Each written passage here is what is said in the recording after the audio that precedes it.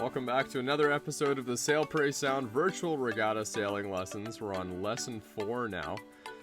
Today we're going to be talking about some right-of-way rules, some simple right-of-way rules, and basically how you can use them to your advantage on the race course. This is a pretty key aspect of racing. And by the way, speaking of racing, we've now finally got a date for the Sail Pray Sound race night. It'll be this Thursday, July 2nd.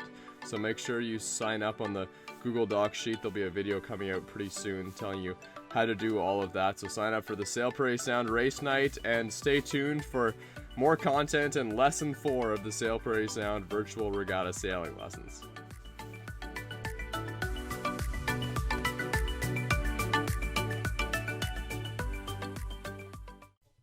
So we're back in virtual regatta right now. Once it's loaded up, we'll head into the sailing school segment once again.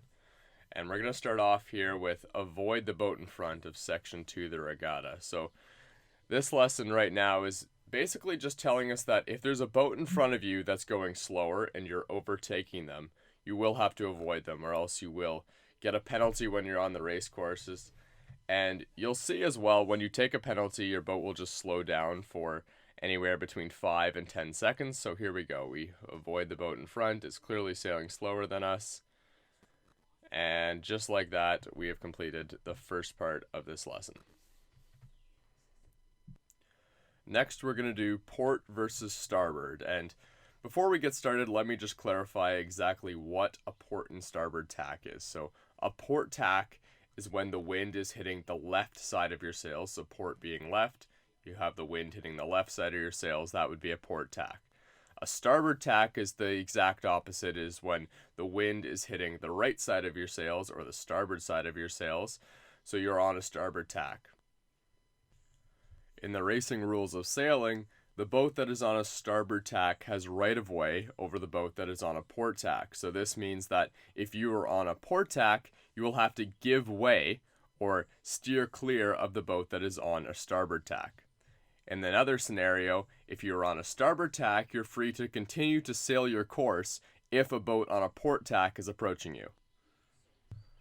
In this section of the sailing school, we're going to demonstrate the different ways that you can avoid a starboard tack boat if you're on port tack. So one way here is just to simply duck the port tack boat and go below them and then continue to sail your course. And don't forget to make sure that little windsock turns green again so you're sailing a perfect VMG close hauled course. Another scenario here is that if the boat is coming up on you, you can just simply decide to tack. And now you are going to be a little bit covered by that boat, which will be a bit of a problem, but it's another option that you may need to use on the race course, whichever you feel is best. The exact same principle applies if you're going downwind as well. You can either jibe to avoid the boat, or like I did right there, I just headed up and avoided the boat on a starboard tack as I was on a port tack and I had to give way. The next rule that we're going to look at is windward versus leeward. So right off the bat, I'll just say the windward boat is always going to have to give way to the leeward boats. The leeward boat always has right of way, but you're probably asking, well, what's the difference between the windward boat, or how do I know if I'm the windward or the leeward boat? So the leeward boat is always the boat that is further downwind than the windward boat. And then obviously the windward boat would be the one that's closer to the wind. So I think these examples coming up in a second here are going to give a pretty good example of exactly which boat is the windward and which boat is the leeward boat.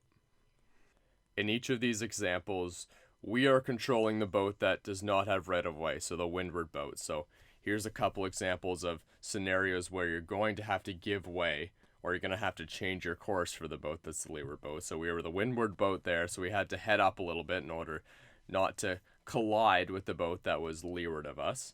And then another example here, we're sailing on a port tack, but we still have to head up and make sure we do not hit that boat there. A little benefit of what I just did right there is that you're going to cover the other boat in that scenario, so they're going to want to have to tack out because you're stealing their wind. And then another example here is just on a downwind, pretty much the same thing, but as you can see, we are closer to the wind, making us the windward boat.